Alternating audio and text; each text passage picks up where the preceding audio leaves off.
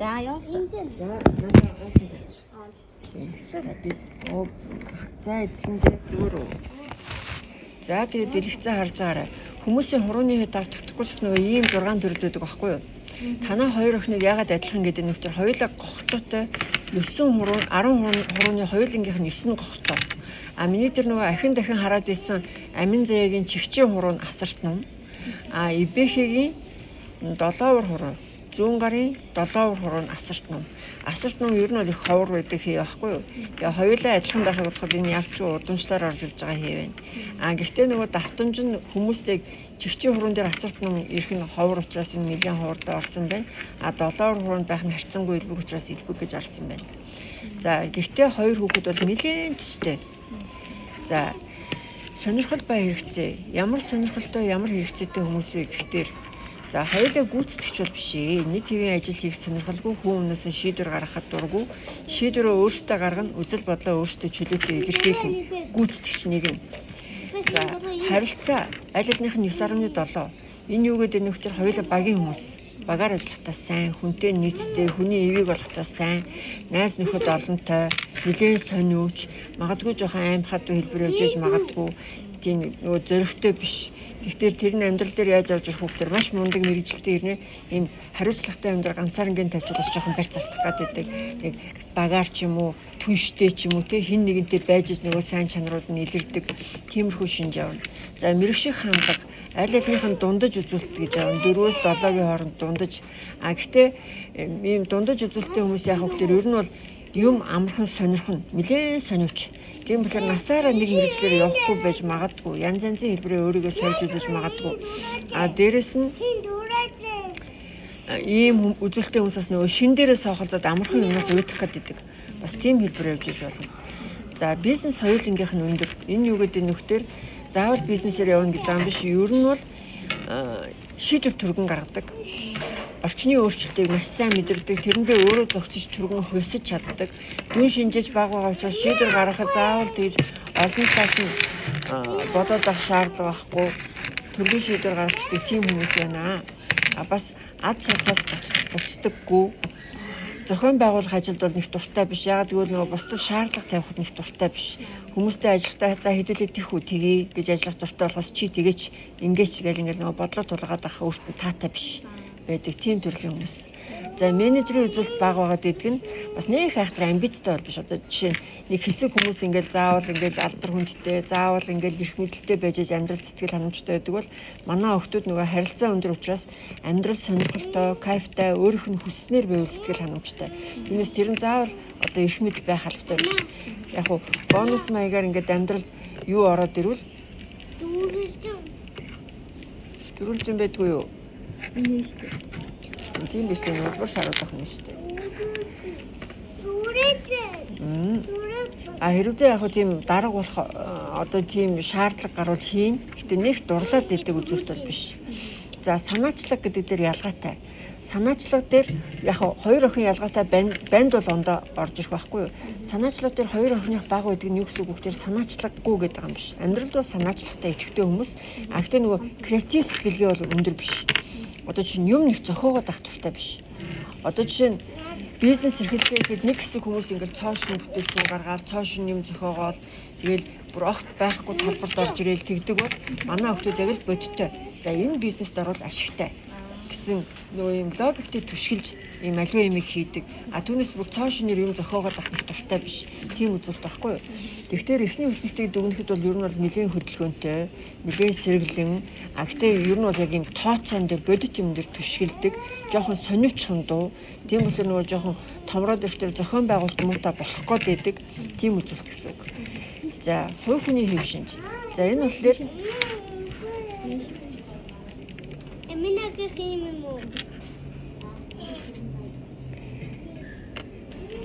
за ямар хэлбэрээр ажиллах таалагдах вэ гэсэн үзүүлэлт. За энэ дээр хоёр янз орж иж байна.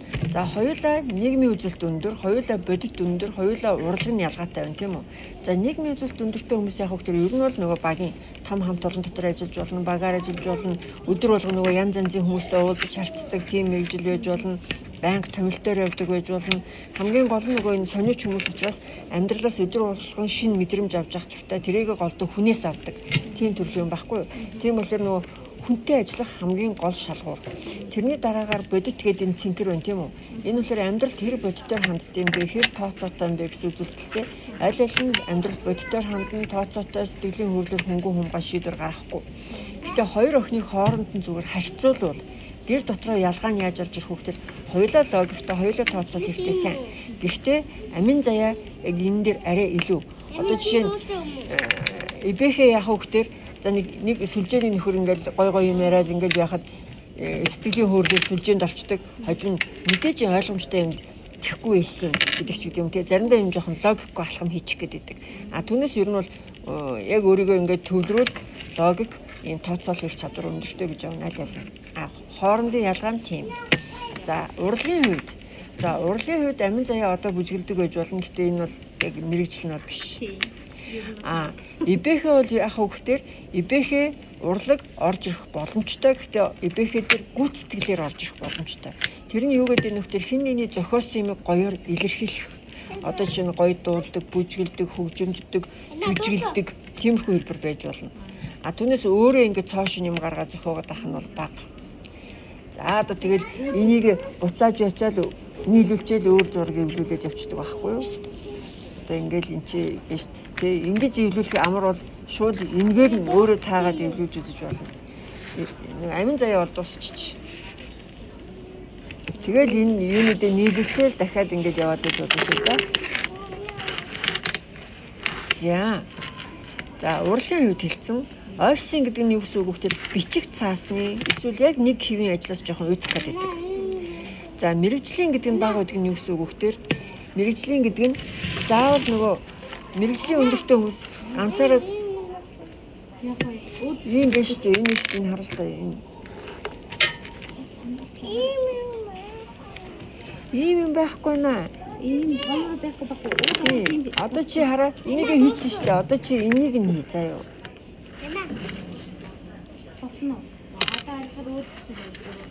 За эсвэл чи энийг хийж болно. Тэгэл хоорондоо солилцоод явзаа. За мэрэгжлийн гэдэг нь яг ийм ганцаараа төвлөрч ажиллах дуртай. Ийм нарийн мэрэгжлийн хүний үзүүлэлт байхгүй юу? Хүнтэй харьцах нэг чухал биш. Яг л ингээл өглөө ороод ширээний ард суусан бол ширээний ард ганцаараа сууж ажиллаж байгаа л төвлөрч ажиллаж байгаа л гараад явдаг. Тийм ажлууд. Тийм.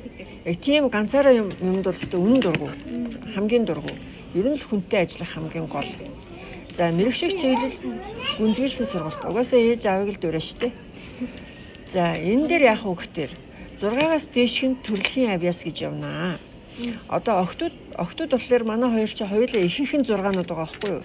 Энэ яагаад ийм 6-нууд байгаад байна вэ гэхээр ердөөсөө ийм гогцоо хийтэй хүүхдүүд орчны нөлөөнд их ордог хүүхдүүд байхгүй юу? Орчноос хамаардаг. Одоо жишээ нь ийм хүүхдүүдийг хэлний сургуульд оруулчвал ингээл ангийнхан хүүхдүүд ингээл хэлэнд суралцаал ингээл бүгдөө хөгжөөл сурах дуртай бол ингээл дагаал хөгжөөл ингээл яваад идэг. Хэрвээ жоохон онцгүй орчинд оруулаад хүүхдүүд нь ингээл жоохон хараал хэлээл хоорондоо зодтолтоол тий нэг тийм таагүй орчинд оруул бас тэрийг ингээд порлон шиг ингээд шингээж аваад идэг. Тийм төрлийн хүүхдүүд, хугацаа хийтэй хүүхдүүд. Тэгэхээр нөгөө орчин их нөлөөлнө. Тэгээд энэ 6-нууд гэдэг нь яадаг вэ гэхээр дандаа нөгөө орчны нөлөөгөөр орж ирэх авьяасууд байхгүй юу? Яг өөрөө цаанаасаа бүр энэ л байхгүй бол одоо ч утга алга гэсэн тийм бол байхгүй. Орчны нөлөөгөөр эднээс нь орж ирэх гэдэг тийм хүмүүс. Гэхдээ ялгаатай нь ибэхэ бол санхүү эдийн засгийн авьяастай төрөлхийн. Энэ яаж ажиглагдах вэ гэхээр одоо өстө за ингэчүүл ашигтай байд юм байна. Өдөрт ингээл нэг 100 төгрөг хураагаад өстө хуримтлал үүсдэм байх ч гэдэг юм уу те. Тиймэрхүү юм ярьчвал хизээний тэрийг ингээл шүүрээд авцсан хизээний ингээл хийгээд эхэлсэн тийм байдаг. Энэ тал дээр яг юм мөнгө цуглуулах яг юм амьдралын хар ухаан гэдэг энэ тал дээр бол айгүй тийм гүйлгээ ухаантай тийм төрлийн юм баггүй юу? Тэгээд дээрээс нь санхүү эдийн засгийн авьяастай байна. Энэ бусд нь бол орчны нөлөөгөөр. Гэхдээ амин заяа ибэхэ хоёрын ялгаа нь яаж орж ирэх вэ гэхээр хичээлүүд нь ийм бүгдөө 5 6 байгаа нөхцөлд яах вэ гэхээр эхний 4 5-ыг ажиглана. Тэгэхээр амин зайгийн хувьд бол эхлээд байгалийн ухаан байна. Тэгэхээр ер нь бол сониуч яга бороо ордын яга солонг гардын гэл нөгөө олон ягааттай хөвгт байхгүй юу? А энэ нөгөө хичээл дээр буух дээр яг нөгөө байгаа ертөнцийн зүй тогтолцоог судалдаг биологи, хим, газар зүй, астроном гэх мэтийн хичээл болоо явуучих магадлалтай. За инженер байна, тоо байна, урлаг байна, ерөнхий технологи байна, мэдээлэл технологи байна. Ер нь эндээс харахад бол ер нь л ийм шинжлэх ухаан талын, за байгалийн ухаанаас бус нь бол технологи талын голдоо юмуд болоо явуучих байгаа байхгүй юу? А ерөнхий технологи гэж үг хэлэх үгээр байгалийн өгөгдлийг технологийн тусламжтай яаж өөрчлөх вэ гэдгийг судалдаг хавсарсан шинжлэх ухаанууд, генетик, биохим, биофизик гэх мэтлэн. Тэгэхээр ер нь бол амин заяаг бараг урлаг, уран сайхан майхан эдийн засаг гэхээс илүү бараг ийм нөгөө тийм байгалийн ухаан тал руугаа, инженер тал руугаа байвал өөрт нь илүү сонирхолтой байж магадгүй. Гэхдээ нөгөө орчноос шалтгаалдаг хүүхд учраас магадгүй найз нөхд нь гадаадд сонирхдаг, монирхдаг байвал нөгөө хамгийн доор байгаа энэ хэл шинжилгээ бүгд дэшээ цойлоод 9 10 болоод ороод ирж болно. Ердөөсөө орчны нөлөөгөөр. Тэгээд бас юм гогцоо хийдэг хүүхдүүд дээр бас анхаарах юм хүүхдэр яг би тийм сонирхож гэн гэдэг дээр нь дэмжиж өгөх хэрэгтэй. Тэгээд нөгөө сонирхсан юм маш түргэн сурдаг байхгүй. Яг сонирхож байгаа яг юм давалгаан дээр. Тэгэхгүй бол сонирхоогүй юм чи сурч тэхүүгээд ч нэмэр байхгүй, зодооч нэмэр байхгүй, ердөөсөө хүлээж авахгүй. Тийм болохоор ердөөсөө сонирхсан үед нь дэмжиж өгвөл түргэн сураад идэг. Нэгдүгээр тийм. Хоёрдугаар орчин нөлөөлнө. За, ИБХ-ийн хувьд бол санхүү эдийн засаг өндөр юм байна, инженер технологи өндөр юм байна. За, хэл шинжилэл нэлээд дээгүүр ороод ирсэн юм байна. Ер нь бол за хоёулангийнх нь тэгээ хоёулаа ер нь тоо аль аль нь хоёулаа гайгүй гэхдээ бүр амар сайн биш. Одоо багш сайн ингээд сонирхуулвал нөгөө орчны нөлөөгөөр учраас багшаас их шалтгаална, ангиас их шалтгаална, найз нөхдөөс их шалтгаална. За багш гоёс заадгүйсэн ч ээж аав нь ингээд юу яагаад гэвэл бас ингээд тэрэнд нь анхаарад хийсэн юмд магтаад урамшуулаад байвал бас тэгж явж болно. Түүнээс цаанаасаа бүр тийм айхтар өндөр биш. Харин ИБХ-ийн хувьд бол яг хөхтөр санхүү эдийн засгийн авьяастай учраас ер нь бол ерөнхий математикт бол сайн. Гэхдээ физик мисик гэж бас нэг хүлээж авахгүй болоо явчихна. Яг хүлээж авч чадахгүй ч яг физик мисик нь бол цэвэр орчноос шалтгаална. Яг өөрөө л ийм эдийн засгийн сонирхолтой хөхт. За хоёулангийн нийгмийн ухаан 0 гэдэг нь түүх нийгэм уран зохиол гүн ухаан дургу. Дээрэс нь ийм 0-тэй хүүхдүүд бас зөвхөн тэр хичээлээр биш. Ер нь бас яаж орж ирдэг хүүхдээ ер нь жоохон хор шор багтай, жоохон хүний аясаар дуу. Тийм байдал болж байна. За спорт дээр улаан байвал мэрэгшиж амжилт үзүүлэх боломжтой, ногоон байвал сонирхож хичээлнэ, ногооноос доош бол сонирхох хичээлх нь буурна гэсэн үг байхгүй юу? Тэгэхээр хоёр охины багийн спорт хоёулаа сонирхгүй байж магадгүй. Сонирхоод орчвол довтлогч. Яагаад довтлогч вэ гэхээр угаасаа шийдвэр маш хурдтай гаргадаг. Тесрэлттэй, гинтийн ийм хариу үйлдэл үзүүлэх хурд өндөртэй хүмүүс байхгүй юу? Тийм болохоор довтлогч өндөр. Түүнээс яг цэвэр багийг мэдрээд байна уу үгүй, яг төвчээр өндөртэй юу үгүй, ердөөсөө л хурдны хүмүүс байхгүй юу? Тийм, хурд өндөртэй. Одоо тэр мөрөнд байна уу харъя. За. Тийм үү. За багийн спортоор л мэрэгшээр үзүүлэлттэй. Бусад энэ ногоонууд бол зүгээр хувь хүний хувьд өөрсдөө сонирхож хичээлж магадгүй төрлөөд байхгүй юу? Одоо жишээ нь холын зай хоёулаа гүйлт, усан спорт, цаана дуугүй аль аль нь сонирхож магадгүй. Гэтэ хоёулын дээр нь анхаарал спринтер богино зайн гүйлтсэн байхгүй юу? Энэ болохоор юм богино зайн гүйлт учраас богино зайгаар хичээлэх ёстой байна гэдэг юм биш. Ер нь ямар ч спорт байсан гэсэн холын зайн төрөл дээр ийм богино зайндаа сайн. Яг тэгвэл нөгөө төвчээр ихтэй биш хурд өндөртэй. Одоо буу дугуурлаа хамаг хүчээ шахлаа бусдаас төрүүлж гарна. Яг тэгвэл нөгөө маш түргэн кэсрэлттэй хүмүүс учраас. Гэхдээ амархан цуцсан. Нөгөө төвчээр өндөртэй биш. Тийм болохоор одоо усан спортоор хичээлдэг байсан чинь 100 200 м гүйлт байсан гэсэн юм богино зайд тий түүнээс марафон гүйлт биш. Тийм хүмүүс юм гэсэн үг. Нөгөө төвчээр багтаа учраас хүчний төрлийн спорт бас нэг өндөр биш. Гэтэ яг зөвхөн хувь хүний хувьд сонирхолтой нь туухан спорт гэж яриад байгаа нөхцөл бодибилдинг, фитнес мэт нэг өрсөлдөөнтэй биш. Нөгөө тайван хэлбэрээр бие гадраа хөгжүүлэх чиглэлүүд гэсэн үг. За тоглоомын төрлийн спорт хоёулаа акробат, гимнастик, бүжиг, теннис бас сонирхлын төвшөнд. Гэхдээ нөгөө эндээс яг шкалаар нь харуул теннис бас нэг айхтар өндөртөө орохгүй байхгүй юу? Яг нь сонирхно. Гэхдээ зүгээр бараг магадгүй энэ холын зай дотроо гимнастик, йог, одоо бүжиг, эднээс нь бараг тенниснээс илүү сайн байж магадгүй. Тийм гэсэн үг. Яг мэрэгшийг гэвэл ердөөсөө довтлогчоос өөр төрөл бол орж ирээгүй байна. Тэгэхээр багийн спортын яг ийм довтлогч байх юм гэсэн үг. За эрүүл мэнд дээр хоёулаа ходоод гэж асуудалтай. Ер нь бол ходоод гэж жоохон өвчлөх гээд магадгүй. Ёстой биш. Гэтэ ер нь жоохон анхаарч хахад гэмгүй. Тийм болохоор нөгөө багаас нь халуун ногоо элдв хийтэй газтай мацтай юмыг бол зохистой хэрэглүүлнэ. Хэрэглээ болгож болохгүй. За согтууруулах зүйлийн нөлөөлөл энэ юу гэсэн үг вэ? Ер нь бол согтууруулах зүйлийг зүгээр гişгүүл шиг хамаагүй. Зохицуулж хэрэглэж болно. Одоо хараа энд дэш тийм зөндөө юм.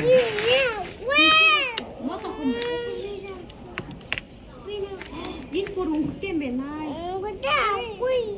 Алин бэ? За, одоо ишээ зугаад хийгээрэй. Алин хийгээрэй. Энийг авах юм. Мод амархаар байгаа. Энэ аль Тэнгис том хэмжээсэл энэ байшин маш ах уу? Дүүдээ амархны нөгөөд. За.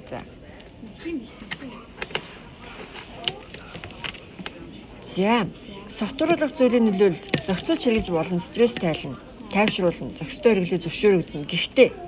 Гэхдээ юу гэхээр олонний дунд хэрэглээг хянана. Ягаад гэвэл 100 хүн үзэхэд 100 хүний 75 85 нь 70-аас дээш байдаг байхгүй юу? Харин манай хоёр 70-аас доош учраас нөгөө олон хүний дунд хэрэглэхэд согтох босго нь ихт гэж явна. Түүнээс огт болохгүй шаяа хэрэглэхэд стресс тайлагддаг тийм. Гэхдээ нөгөө олонний дунд хэрэглээгээ нөхгүй төрөл цогтчих гээд идэг. Тийм хэлбэр явж магадгүй гэсэн. За физиологийн онцлог. За хоёр охин хоёулаа хариу үйлдэл үзүүлж хурдвал маш түргэнтэй. Маш түргэн шийдвэр гарган түргэн хариу үйлдэл үзүүлнэ. Тэсвэр төвчээр яг юм цэвэр биеийн хүчний юм ачаал даах чадвар бол өндөр биш. Судсын цохилт бага. Харьцангуй бага. Тэгэхээр одоо хүүхдийн хүн хэмжээ нөгөө шалгалт шүлэг болохоор сандарна. Гэхдээ энэ бол нэг амжилтанд төлөөлөд байхгүй учраас нөгөө мэрэгжлийн тамирчин болох боломжтой. Сандрал ер нь бол нэг нөлөөлөхгүй. Одоо дасгал сургуульд хийжсэн чичээгэд тэмцээнд орж исэн чичээгэд гэсэн үг байхгүй юу? За харин хоёулангийнхан сэтгэлийн хат сул. Энэ юу гэдэг нь нөхдөр төлбөргүй дөө. Одоо зориг тавиад жоохон шантрамтай. За хэвээ би нэг өдрөөс гүнээ гэдэг нэг 7 хоног гүйж байгаа л хэвээ ядаргаатай юм байна гэ хайчдаг ч гэдэг юм уу тий. Тиймэрхүү хэлбэр явах учраас нөгөө багаас нь энд нь анхаарна. Одоо нэг амар том зориг тавиад хүүхдийг зовоогоод ах шаардлагагүй гэхдээ ингээл жоохон юм за одоо яах вэ гэл тим хийнэхдээ тэрийг хийж дөрөөж өстө мундаг гэл ингээл нөгөө эхэлсэн юм дуусгаж сурах тим дадал суулгах хэрэгтэй хүүхдүүд байна гэсэн үг байхгүй юу? За стрессийн үед хоогийн төвшин гэдэг нь юу гэсэн үг вэ? Ядарсан үед оюуны шийдвэр гаргах чадвар буурах уу? Хоёулангийнх нь буурдаг. Одоо ингээл нэг хоног ч юм уу 2-3 хоног нойр хоолгүй хончвол тэгэл ядарсан байдал нь зөв шийдвэр гаргах чадварт нь нөлөөлдөг. Магадгүй зарим хүмүүс ингээл нөгөө хоолгүй хончдор уур нь хүрээл ингээл тэгээд идэх хүмүүс байдаг шүү дээ. Тэрийн шиг ч гэдэг юм уу ямарсан тэр ядаргаа зөв шийдвэр гаргахад нөлөөлдөг юм байна гэсэн үг.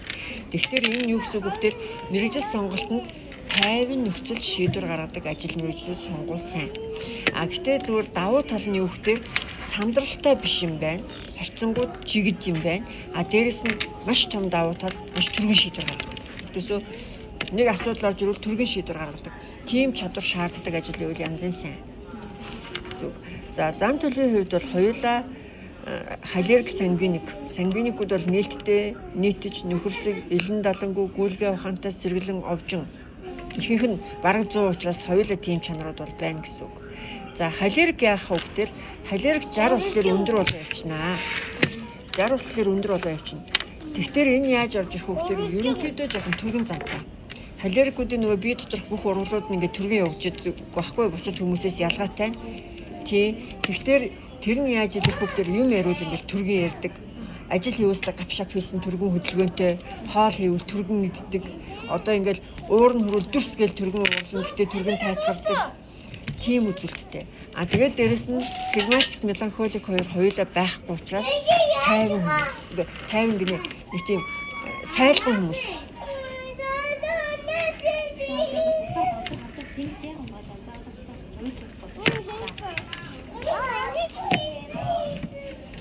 За.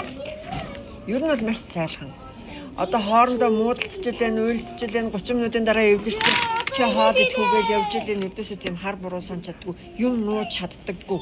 Одоо энийг хэрэг тарчаал ээжэстэй хэлэхгүй юм шүү гэж нууж ийн сайхан шүдэлцэн маргааш нь ярьцсан сууж ийн нэг өдөөсөө тийм амар цагаах хүмүүс. За юу ханы бүтэц. За ингээд байна. Нэг сууж байгаа юм. Байна.